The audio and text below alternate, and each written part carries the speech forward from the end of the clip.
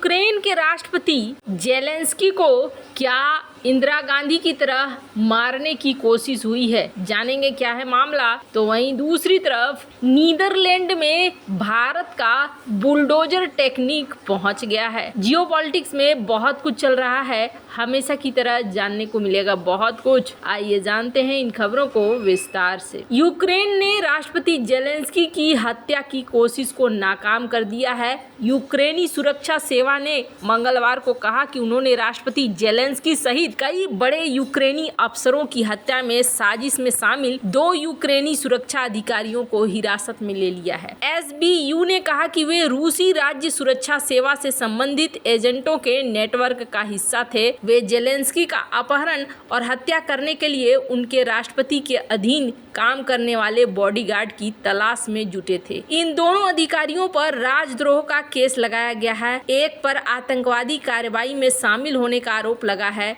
दावा है कि दोनों आरोपियों को रूस से पैसे और हथियार मिले थे। एजेंसियों ने कहा कि ये दोनों कर्नल राष्ट्रपति के अलावा सैन्य खुफिया प्रमुख किरिलो बुडानोव और एसबीयू प्रमुख वासिल माल्युक को मारने की योजना पर काम कर रहे थे। हिरासत में लिए गए इन अफसरों के बारे में कहा गया कि इन्हें फरवरी 2022 में यूक्रेन पर रूस के आक्रमण से पहले ही भर्ती किया गया था। इन्होंने सैन्य खुफिया प्रमुख बुडानोव को ईस्टर त्योहार से पहले मारने की योजना बनाई थी। एजेंसी ने कहा कि रूसी खुफिया एजेंसी ने एक आरोपी को जेलेंस्की के हत्या के लिए 2 ड्रोन और आधुनिक हथियार दिए थे। आरोपी ये हथियार अपने तीसरे साथी को देना चाहता था, पर साजिश से पहले ही उसे पकड़ लिया गया है। एसबीयू प्रमुख वासिल माल्युक ने कहा कि वे पुतिन को शपथ ग्रहण से पहले एक बड़ा गिफ्ट देना चाहते थे। माल्युक ने कहा कि उन्होंने रूसी योजना पर पानी फेर दिया है, लेकिन हमें ये नहीं भूलना चाहिए कि दुश्मन मजबूत और अनुभवी है, उसे कम नहीं आंका जा सकता है। आपको बता दें, यूक्रेनी राष्ट्रपति जेलेंस्की को पहले भी मारने की कथित तौर पर कोशिशें हो चुकी है और रूस यूक्रेन के बीच जंग शुरू होने के बाद जेलेंस्की को मारने की पहली कोशिश अगस्त 2023 में की गई थी। इसमें जेलेंस्की को हवाई हमले में मारने का प्लान बताया जाता है। हालांकि जेलेंस्की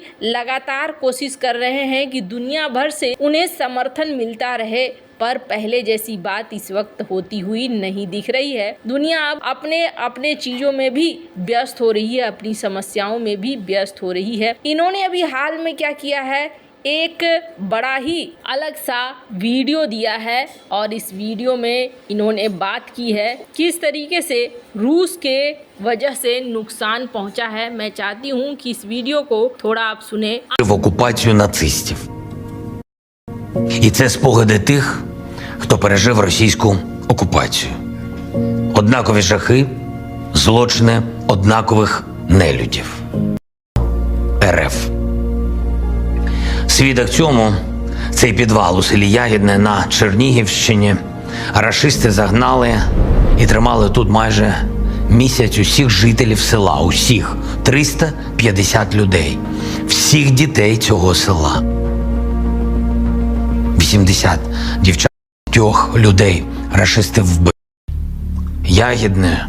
8 मई को ही ये वीडियो जारी किया गया है और इस वीडियो में ये दिखलाया गया है कि किस तरीके से इस वक्त स्थितियां चल रही हैं। बहुत सारे लोग बंकरों में शरण ले रहे हैं और इस तरीके से जीवन जीने के लिए मजबूर हो रहे हैं। काफ़ी लंबी वीडियो है जिसमें वो बहुत सारी बातें कह रहे हैं। बैटल ऑफ कीव, खार्किव पर बॉम्बिंग, ओडेसा, कई सारे इलाकों की बात ये कर रहे हैं। अंत में ये क्या कह रहे हैं, अंत में ये कह रहे हैं कि एक बार फिर से अगर रूस को हराना है तो हमें एकजुट होना होगा और एकजुट होकर हमें इस लड़ाई को लड़ना होगा और रूस को रोकना ही होगा। हालांकि रूस यूक्रेन युद्ध की अगर बात करें तो फिलहाल के लिए परिस्थितियां एकदम से उलट है। यहाँ पर पुतिन ने यहाँ शपथ ग्रहण समारोह में सीधे सीधे इस बात को कह दिया है कि हम जो है आगे भी एक्शन को जारी रखेंगे। बड़े ही अलग अंदाज में इन्होंने अपना जो सेलिब्रेशन है वो किया है। हालांकि एक बड़ा ही मजेदार वीडियो आपको देखने को मिलेगा और राष्ट्रपति पुतिन का एक और साइड देखने को मिलेगा।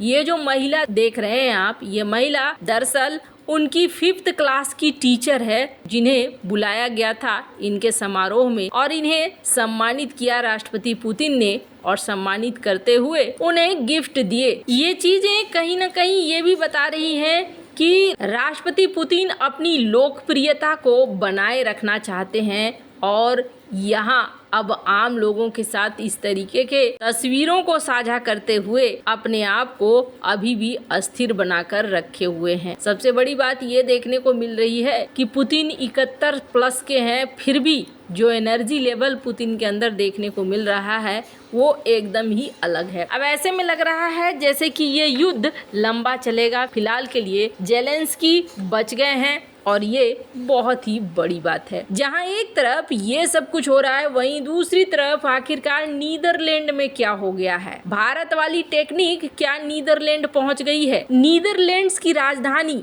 एम्स्टर्डम में मंगलवार को भारत की तरह नजारा दिखा, जब फिलिस्तीन समर्थक प्रदर्शनकारियों को हटाने के लिए पुलिस बुलडोजर लेकर कैंपस पहुंच गई और इस यूनिवर्सिटी में कैंप लगाए गए प्रदर्शनकारियों को पुलिस ने बुलडोजर की मदद से हटा दिया। इस दौरान प्रदर्शनकारियों पर लाठियां भी बरसाई गईं। पुलिस और प्रदर्शनकारियों में हिंसक झड़पें हुई और जिसके बाद 120 से अधिक प्रदर्शनकारियों को गिरफ्तार कर लिया गया। पुलिस ने इन प्रदर्शनों को अमेरिकी कैंपस में हुए प्रदर्शन की तरह बताया और कहा कि इसने बहुत असुरक्षित स्थिति पैदा कर दी है। यहाँ मंगलवार को सैकड़ों लोग गाजा पर इजराइल के अभियान के विरोध में सड़कों पर उतर आए और मार्च शुरू कर दिया। प्रदर्शनकारियों ने विश्वविद्यालय के आसपास की सड़क को बैरिकेड्स लगाकर ब्लॉक कर दिया और नारेबाजी करने लगे। इसी दौरान पुलिस बुलडोजर लेकर पहुंची और बैरिकेड्स को हटाना शुरू कर दिया। कई वीडियो सामने आए जिनमें बुलडोजर बैरिकेड्स के ऊपर चढ़ते दिखाई दे रहे हैं, जबकि उसके दूसरी तरफ प्रदर्शनकारी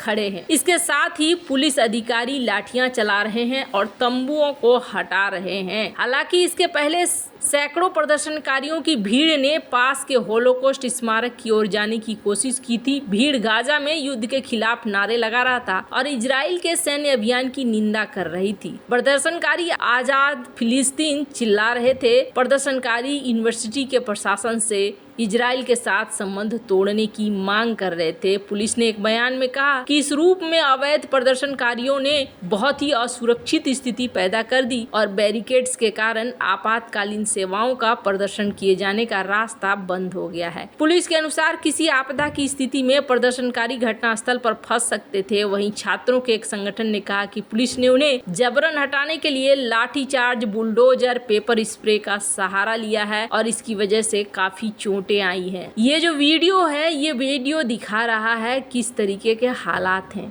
अब सबसे बड़ी बात ये है कि ऐसी वीडियोस देखने के बाद भी भारत में अगर यही चीज हुआ रहता तो अभी तक वेस्टर्न मीडिया में छा गया होता। वैसे आपको क्या लगता है इन सब मामले में? आपकी क्या राय है? कमेंट कर जरूर बताएं। जल्द मिलते हैं अगले वीडियो में नई खबर के साथ।